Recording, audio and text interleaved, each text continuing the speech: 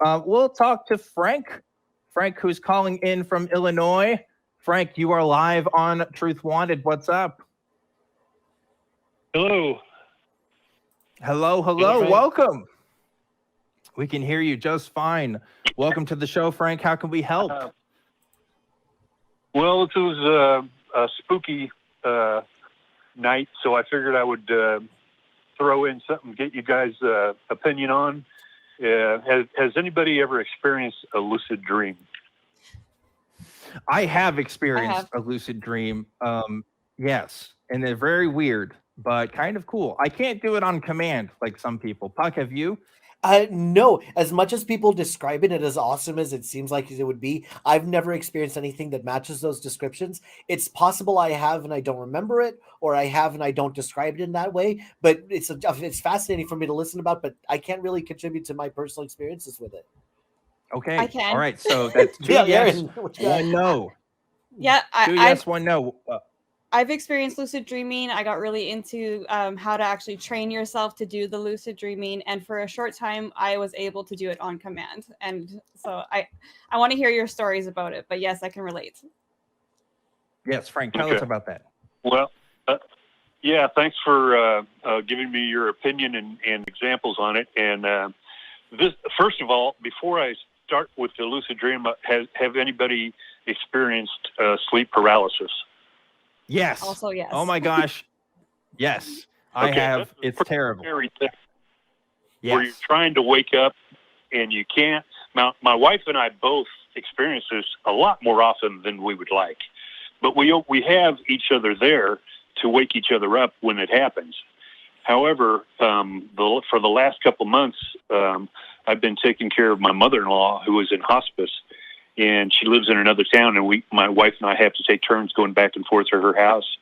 And I have to be there for her 24 hours a day. So when she calls, I have to be able to go in there and help her.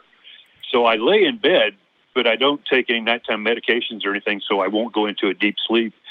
But I found myself having one of the sleep paralysis things, and I could hear myself trying to wake up, and but I just couldn't do it. And my wife wasn't there to wake me up, but I kept on trying to wake myself up. And then all of a sudden my eyes opened and I looked at the ceiling and I said, okay, where am I? Okay, I'm at my mother-in-law's house. All right, finally, I woke myself up. Great. Okay, so now that part's over. And then I got up and I said, well, I looked at the clock. I better go check on her because I haven't heard anything from her for a while.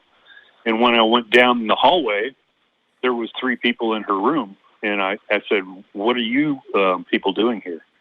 And they were from a organization that we do use once in a while. We pay them to come in and stay the third shift so I can get a good night's sleep. But there was 3 of them in there, and I said, "What? How did you get in here?" And they said, "Well, the door was unlocked." And I said, "No, I know I locked it." And then they said, "Well, still, why are you here?" See, they said that my mother-in-law called and for me, and I didn't answer, so she called them to come help her. And I said, she can't even reach the phone. This is ridiculous. And there was 2 women and 1 guy, and one of the guys said, come on, let's go down and get her meds taken care of. You'll feel better about it. So we went in there into the other room, and he started getting stuff out of the cupboard. What are you doing? The medications are on the kitchen table. And for some reason, this, not just all the other stuff I experienced, but this one thing triggered me to let me go, either you are not who you're saying you are, or I'm dreaming. And so I basically tried to give him a bear hug to see if he was there, and poof, he just disappeared. And then, so I tried to, I realized, okay, I'm dreaming. Now I know that when I was going through the sleep paralysis, I didn't wake up. I just went into this dream. So now I have to find out what's happening with my mother-in-law. And I went in to the room, and there was a little kid in there. And I said, well, where's my mother-in-law? And he goes, this is my room. And he said, but I'll tell you what, if you follow me, I'll show you where she's at. And he walked through the wall. And I said, okay, that's another thing. I must be dreaming. So I was aware that I was dreaming. And I kept telling myself, be prepared because you're probably going to see some crazy stuff. you know, and because it freaked me out. And then I would run into people in my past. Like there was this married couple that I knew years ago, and I said, "Hey, am I dreaming or is this real?" And the wife said, "Frank, are you all right? What do you mean, are you dreaming?"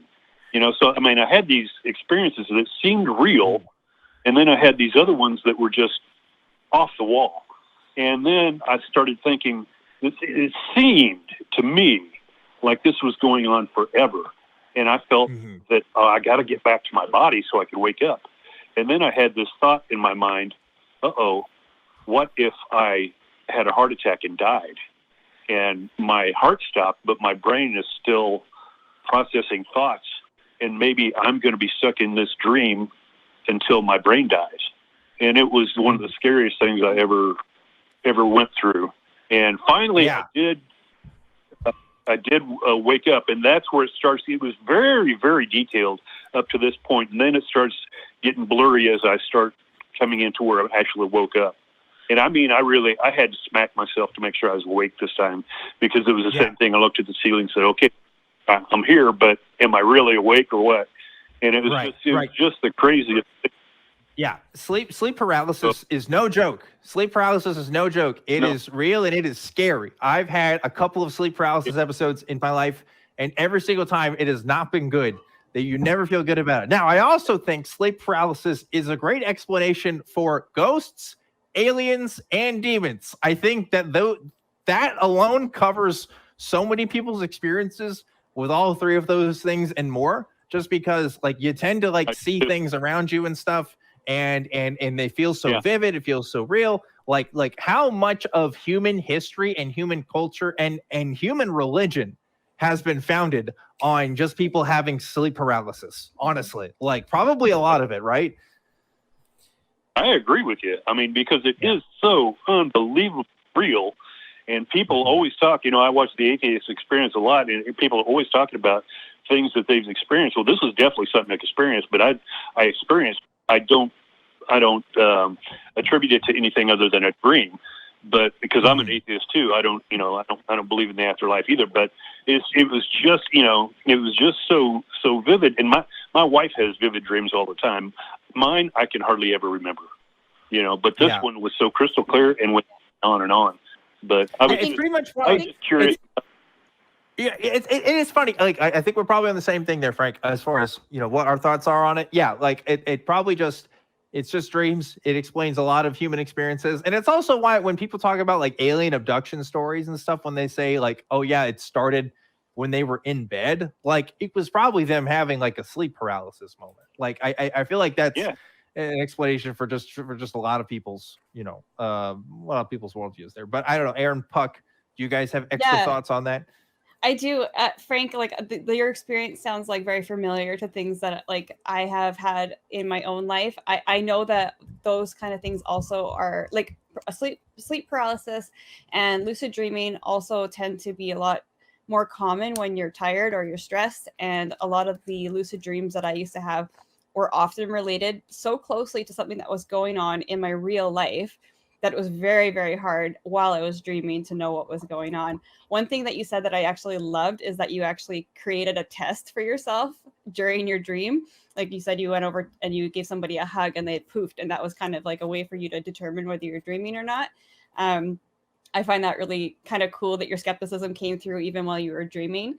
And I mean, I like Dan said, like there's a lot of things that happen in our brains as we're falling asleep, and certain parts of our mind are kind of going quiet and other parts are still awake, and those things can be influenced a lot by sleep and stress and a host of other things. And so it's not something that everybody experiences, but it's definitely something that feels unbelievably real at the time. And I need a totem like in like a reality Inception. check, right? Right. Yes, yeah, I was going to say Inception too. know.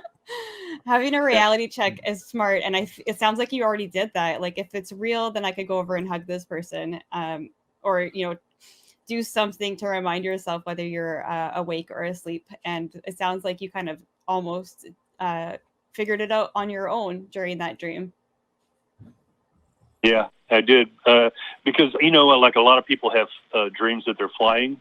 I have that quite often. And when I'm doing it, I've had it so many times that now when I'm doing it, I know I'm dreaming because I can't fly, obviously, but I really enjoy it. And I think that's where you said you kind of, you control your lucid dreams. I kind of control the flying one to a certain extent where I make it last longer. Like, there's a lot of people out that almost make a hobby out of it, because there are some kind of meditative states that you can get yourself into to do it. And I think that is kind of like the goal of most people who are like avid lucid dreamer hobbyists, is that they try to learn how to control their own dreams. And I do think it's possible. I do think that you tend to, like, in my experience, when I was trying to get into lucid dreaming, I was really into that. I tended to, I think I lost more sleep than I got that whole time, because you're being so intentional about the way that you're falling asleep, because you really want to have this experience. But you do get to the point where you can kind of control it a little bit, and that part is really neat, because it's like you're in a video game, but it's in your own mind. More than anything for me, learning how to do that kind of lucid dreaming made me realize just the power of our own minds, and how much our mind can kind of create something that feels so much like reality. Mm-hmm. Yeah. Yeah. I was watching the ATX experience, and they were talking about this show, and I had never really known about this show, so I figured I'd tune in. And I saw the theme that you had, and I thought, well, that kind of, the spooky Halloween thing kind of fits with the lucid dream that I had, because it scared the shit out of me. And I just, but then, I mean, when I woke up, I was sweating, because I really think dream. I thought, well, I could have had a heart attack.